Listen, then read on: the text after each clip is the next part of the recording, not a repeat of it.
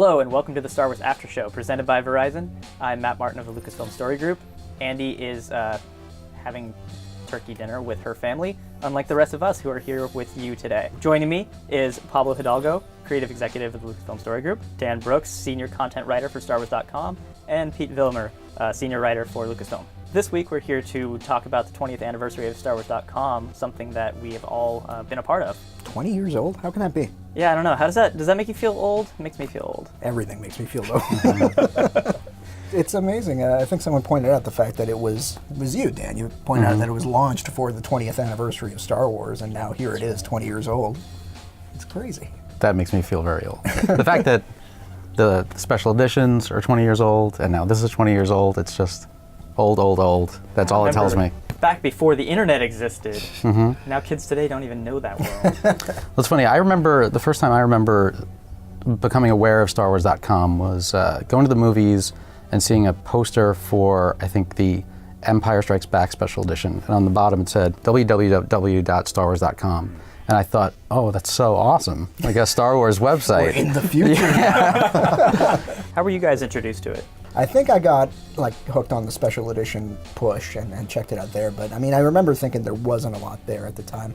But there was that promise that Episode 1 content was coming soon. And they had this Doug Chiang artwork of that transport bus docked on Coruscant. And it was like our first real look at what was coming. And it's like, oh my goodness, this is where it's going to be, isn't it? Yeah. My first exposure was actually, my dad heard about it on the radio, which is kind of ironic.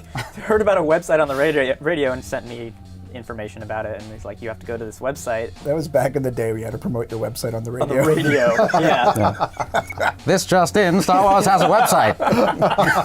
So each of you guys has, or still does, work on StarWars.com. Can you give us a brief synopsis of what you guys did? Back when I started, it was a very small operation, and I was only the second writer I was only the second writer on staff at that time. There were a couple that had left. And so it was just me and Paul Lenz basically generating all the content that had to go on the site. I started in 2012, working really closely with you for a long time, and slowly kind of took over editorial duties, and really took over when you went on to the story group. I was actually brought on to develop content for Hyperspace, which was the paywall site way back in the day. Got a t-shirt on today. We used to wear at conventions. It's a collector's item. Right? Yeah, it is. So I was charged with basically developing articles and writing for licensed products. Those were my two areas. And then when Star Wars Shop came along, I did all the product descriptions for Star Wars Shop.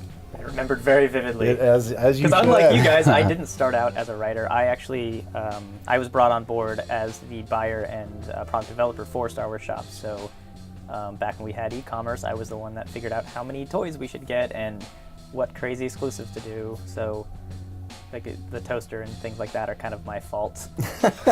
Anyone you take a particular pride in or shame? I really loved the Jawa Garden Gnome. The Garden Gnome is here. Do we have it in here? It is. Yeah, It's in here. Oh. Can we? Yeah, bring. Don't break it. Oh, there you go. Oh yeah, that's it. Yeah, there he is. Oh, There's the thumb. It's like that scene in The Godfather passing the gold phone around. To promote the Garden Elm, I remember I was given permission to go to Skywalker Ranch and plant the garden gnome in their front yard and photograph them against the main house. That was a big breakthrough. Do you guys have any real favorite moments or favorite elements of StarWars.com? You know, I've talked about this elsewhere. The idea that we were trusted enough to be let loose on the set is pretty remarkable, especially at that time, because there were so many unproven commodities when it comes to the web and what fan reaction was. But somebody thought it would be a good idea for me to be on the set writing every day, taking pictures and putting a webcam up.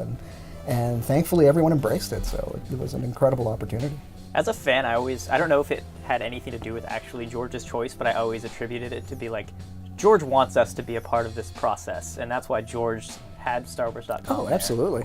George was not about mystification of the filmmaking process. It's like, no, let's show them how we do it.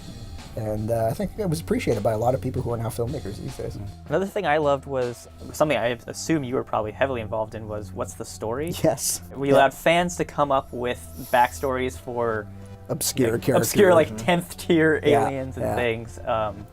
Kind of putting that power into the fans' hands, I think, was really innovative at the time. And we're still keeping a lot of those character names, and a lot of them actually, well, not a lot of them, but a few actually went on to become action figures and things. So a fan could say, hey, this Grizz Fricks or whatever his name is. I named that guy. So. When you guys were doing that stuff, what was the ratio in terms of ideas you'd come up with versus things that became a reality? It's a mix. I mean, like, I know the webcam was something that Paul had considered for episode 2, and it just wasn't, we weren't ready there yet Like for technologically? that. Technologically, and just like, it just seemed like a lot to the proposition wasn't quite there yet. And so Ep 3 is when we had it, but every now and then we'd be surprised. Like, we'd get images from the set of episode 2 that we just didn't expect, and we just get them.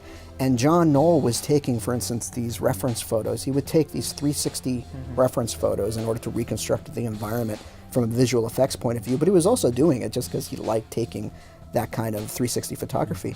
And so he offered those things up, and again, and coming up with a ridiculous name for this series, that became Knoll Vision. Yeah. That's right. And so that became a whole series that we hadn't really planned on, but we got this great gift from John Knoll to do it. And then became a book? That's right, yeah, it became the foundation for 365 Days, Yeah. the Star Wars books. You know, I just remembered with What's the Story, I submitted several stories that were never chosen. So, How A, ironic. I blame you. Probably, yeah. B, I'm on the story group I know, now. now you can make that, dig those up. I should Dig try up to those find old them. emails and find them. All right, so after working on the site for this many years, are there any moments that you guys had that you were just really shocked that you were even able to make happen or get through? There was that one night where Marvel tweeted at us, and I think they asked if they could borrow a lightsaber for science. I think that was it, yeah. But then it just became like a Twitter fight between us, like a Twitter feud, and we were going back and forth, and we said, can we have Iron Man's helmet?